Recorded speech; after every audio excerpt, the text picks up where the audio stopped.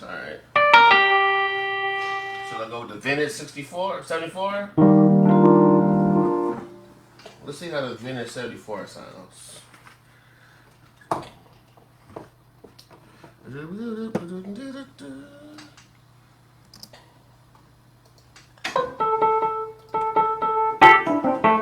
Okay, let's show you how it sounds.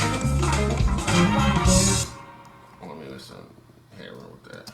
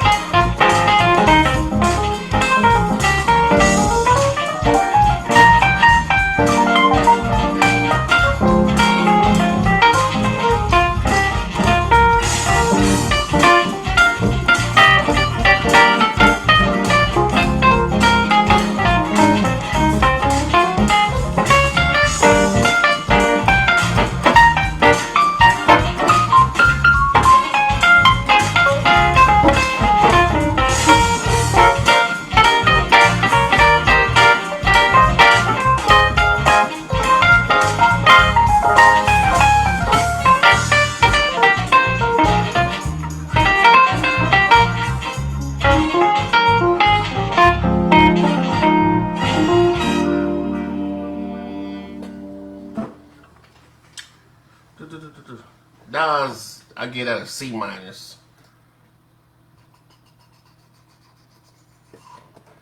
Let's do another take. But I get at a solid C minus. Do another one.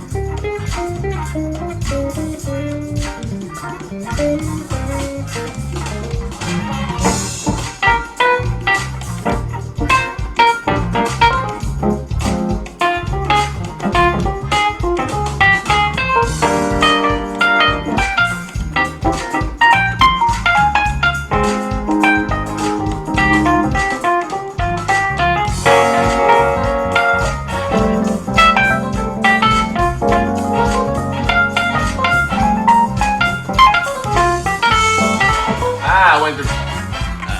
That wasn't a good take.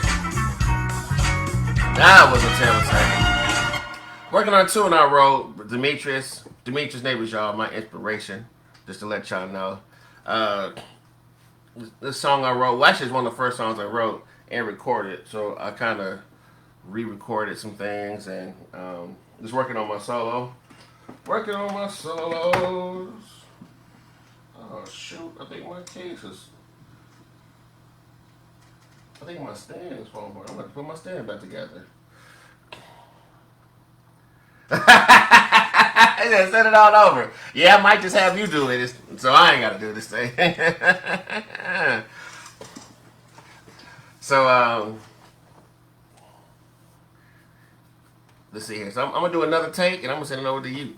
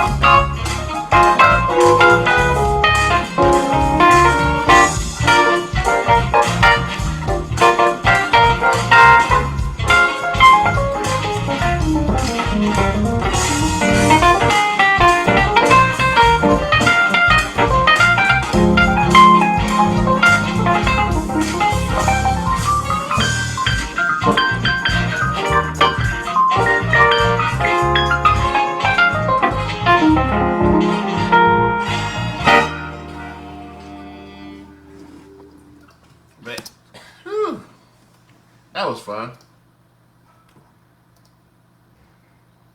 Whatever, man. I'd rather have you solo over it. Shoot, I do not mind passing along. That's Demetrius. Check out his music. Demetrius Crayon Neighbors. Great albums. Great albums, y'all. Make sure you support them. Detroit musicians. So, well, that's some of the ideas for those who also watching. You set it out, just work on a couple ideas, try to develop your melodies, come at the same time.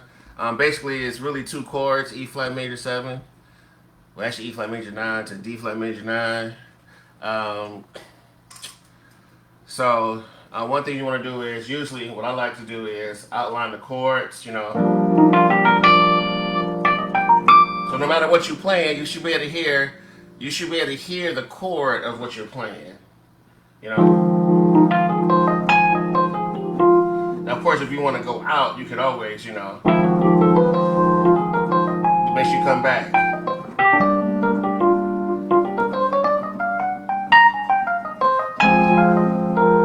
So I could experiment. And go back to D major, and then wind up back into the D flat major. So make sure you resolve it.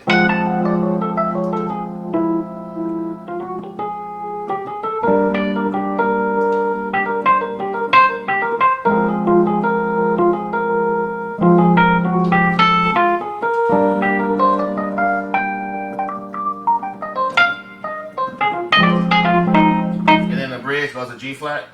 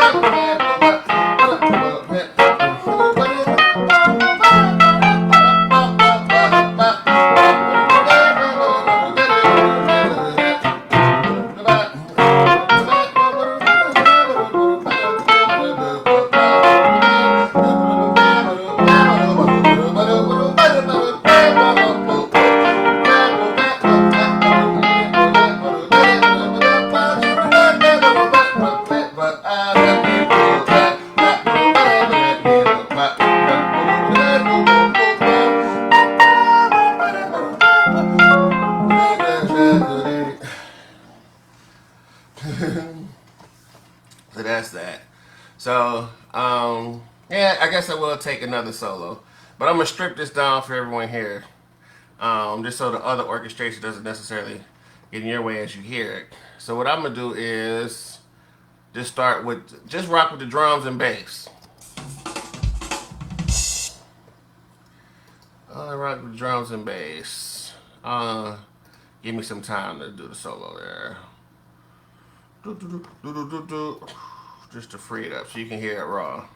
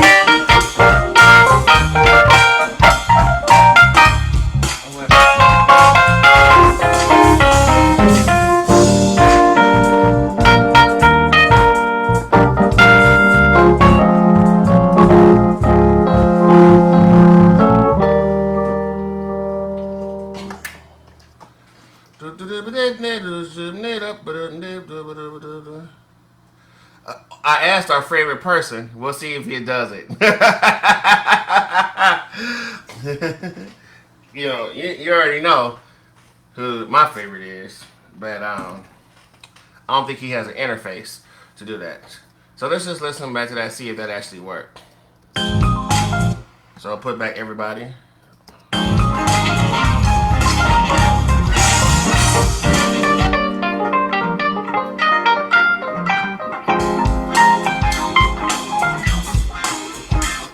Just so I can hear the two guitars. So what I do is I always like to use two guitars, and I'm panning on one to the left, one to the right. Not all the way. If it's Pro Tools goes from 0 to 100. So I like to pan on like 60 to the left and 60 to the right.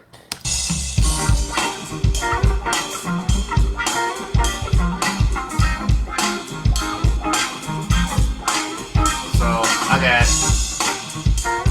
Dwayne on the left. And then I have Gary on the right.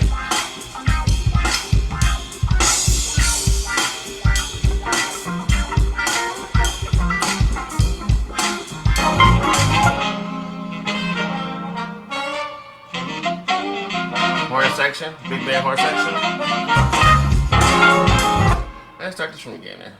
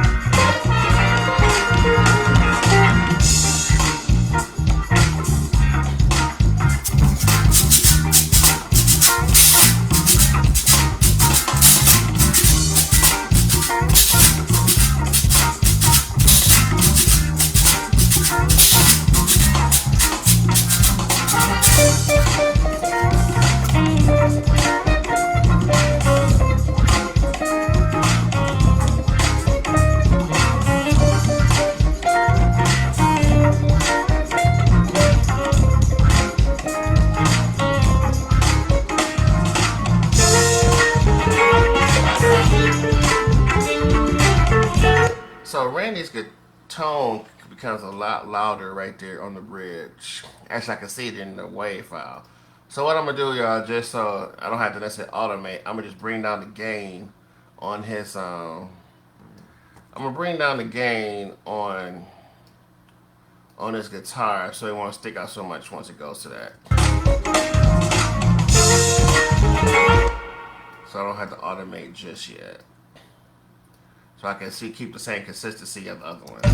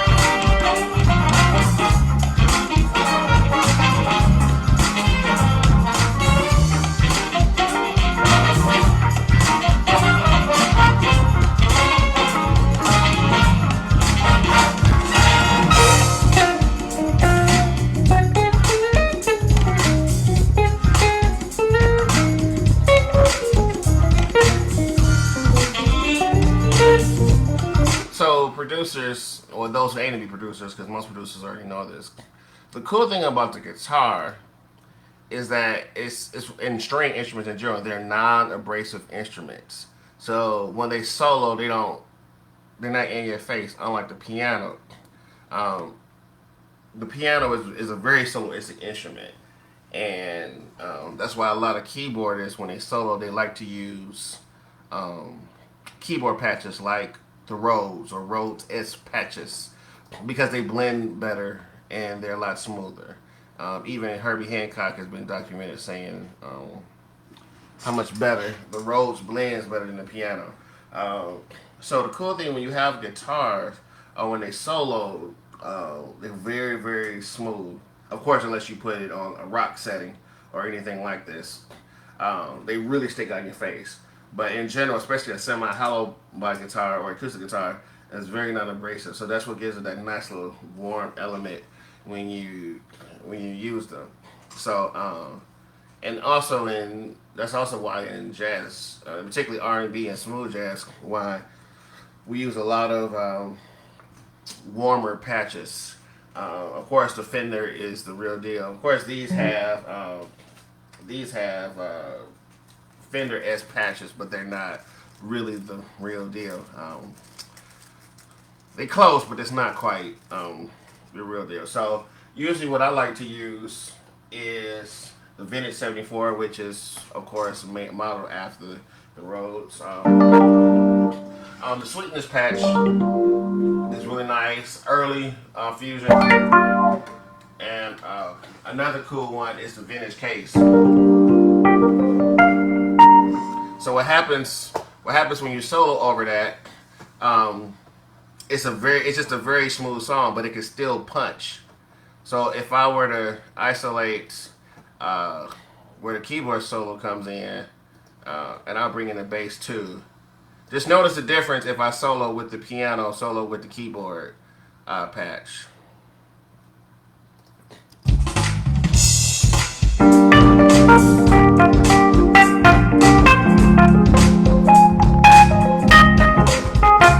Okay.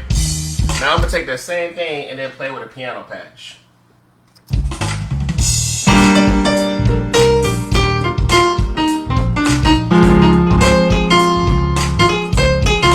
Hear the difference? It's just the nature of the instrument. Even though this is an emulation of the real piano, Yamaha actually does a really good job of because they make grand pianos of really having that feel of the attacks of the piano.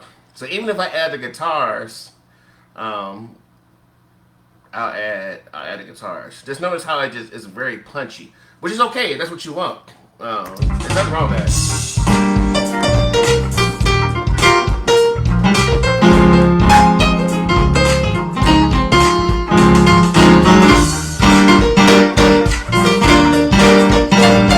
Okay. Now if I do the same thing with I'll go back to that Vintage Case.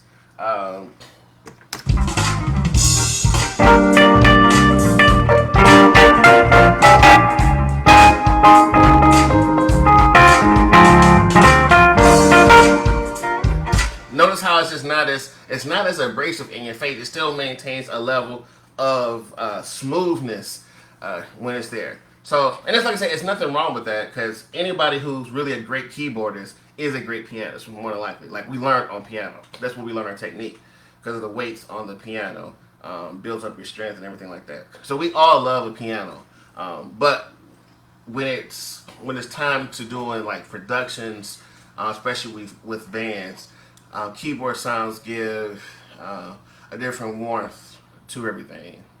So that's just one thing to consider too. Ideally, if all things were created equal, I would have a real Rhodes in here, but a Rhodes is extremely heavy. Skip the price. It is heavy. It's a heavy instrument and it's hard to travel with. You really need a team to carry that thing because you're not going to do it by yourself. I promise you that. I don't care how strong you are.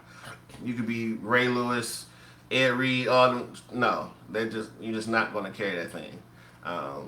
So usually most keyboardists like to have some form of a Yamaha keyboard. I have the original Motif 6 They don't make these no more. And I'm not saying original as in better. I'm saying original as it was the first one. Because the montage and the mods are way better now. And they include the same sounds as the Motif 6. And when I say 6, it doesn't mean 6 as a series number. It just means 6 as in the octaves.